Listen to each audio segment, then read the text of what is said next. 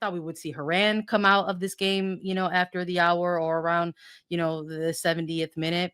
Especially when what we saw what she was giving or lack of what she was giving. There were some stretches there where we would see her more times laying on the pitch versus trying to make things happen. She took a very terrible cleat to the foot very early in the game, but that was I think one of the first challenges that she took. But later on in the game, there were a couple moments where the players are looking behind and their captain's laid out on the pitch.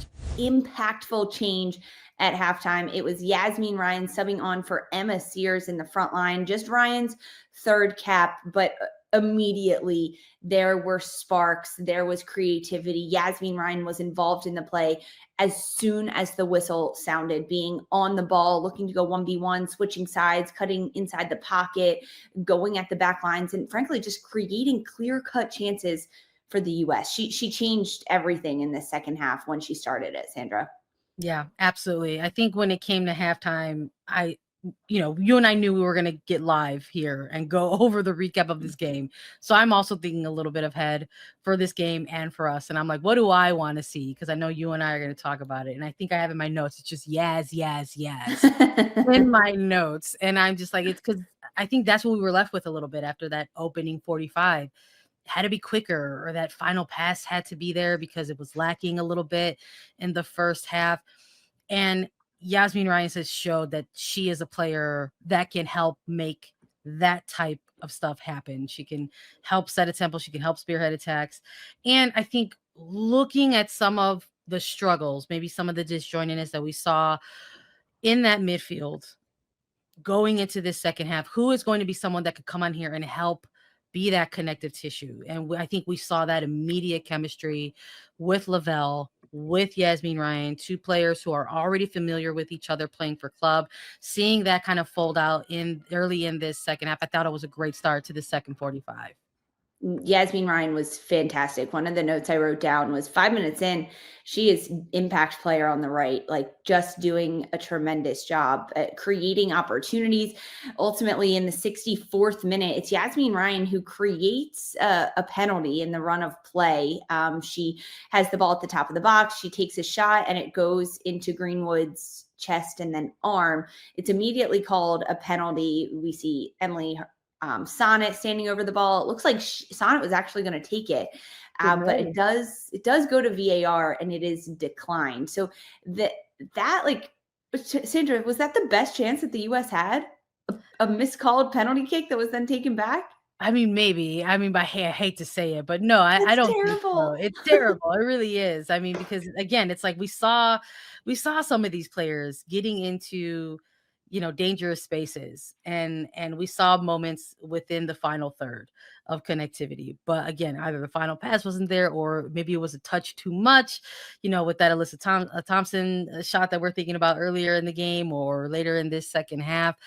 But I almost was like, please don't call this a pen, because you could kind of see it kind of take that deflection. Like if it's coming off the body and ricocheting off the arm, like that's not a pen. I almost kind of was like, I wish the official hadn't called it, because the momentum pendulum, Lisa, was absolutely going in the United States' favor. And something like that is a momentum killer when you have to wait and see, hear from VAR, then they ask the official to go to the sideline, then you have to go to the sideline and take a look at the monitor.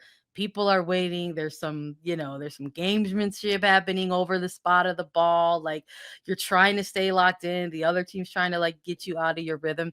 And that absolutely tipped the scales the other way. And I'm like, I kind of wish that she hadn't made that call, because then it kind of forced the stoppage of play. It forced the review, only for it to play out the way that we all knew was going to happen, that the call was going to get overturned.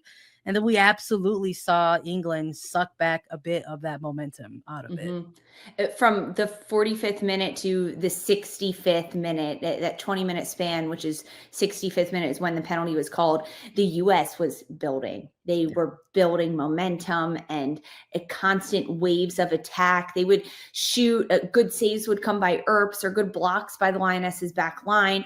And it was just waves and waves of pressure and really sustained, patient pressure from the U.S., which I was impressed with. Even Emily Fox at time getting on the ball, which she does often higher up in the pitch, but having good decision making on the ball, not just willy-nilly sending the ball back in, but creating space, finding the open person, looking to get a better angle, not just taking a shot or crossing it when you have the moment, but waiting for the better opportunity to come. Yazmeen Ryan was a huge influential part of the good 20-minute stretch of attack and sustained pressure from the United States, because she just brought something different onto the pitch. And that is the beauty of substitutes.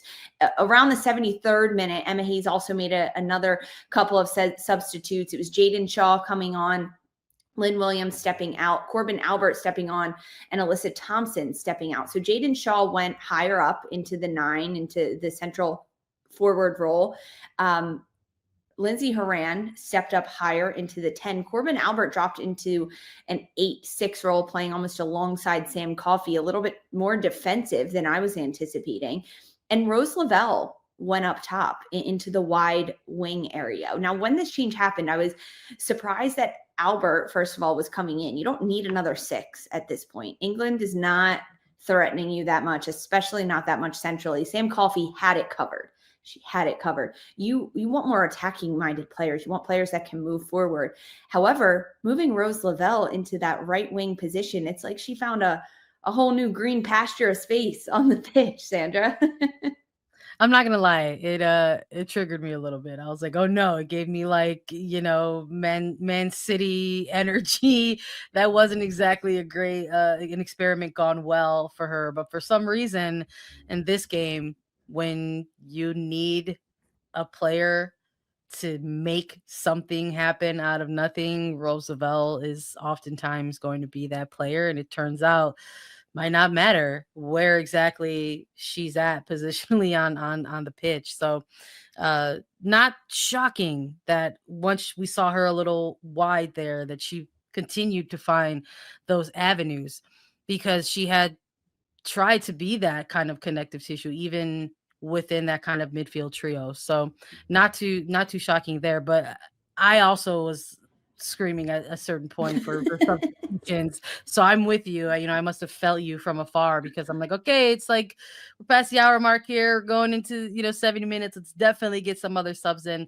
So I was happy to see the window take place. But yes, I would also agree with you and say that, like, still not maybe expected from that. But again, it's a little bit of what the continuity of what we've heard and what we've seen from this coaching staff, that they're going to continue to try some stuff, especially in these windows where there aren't so many high stake things. Yes, the fans will be passionate about rivalry and things like that, but the coaching staff's job is to utilize these games as those opportunities to try to get plug players into positions and see what they can provide in that. But I thought we would see Horan come out of this game after the hour or around the 70th minute, especially when what she was giving, or lack of what she was giving. There were some stretches there where we would see her more times laying on the pitch versus trying to make things happen.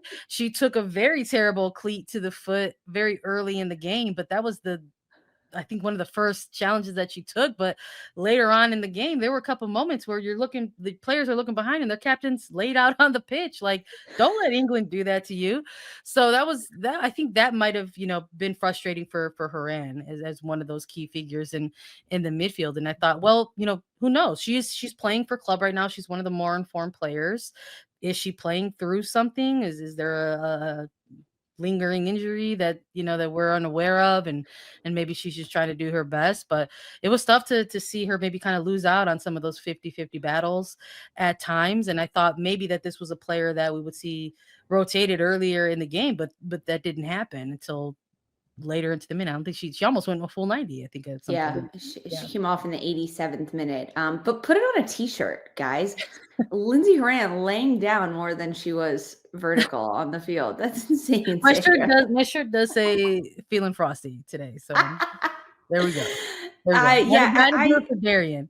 I love it. Do it for Darian. It was interesting. Who would you have liked to see come in for Lindsey Horan earlier? Say at the 60-minute mark when those subs are being made, even the 70th. Who would you have wanted to see sub on?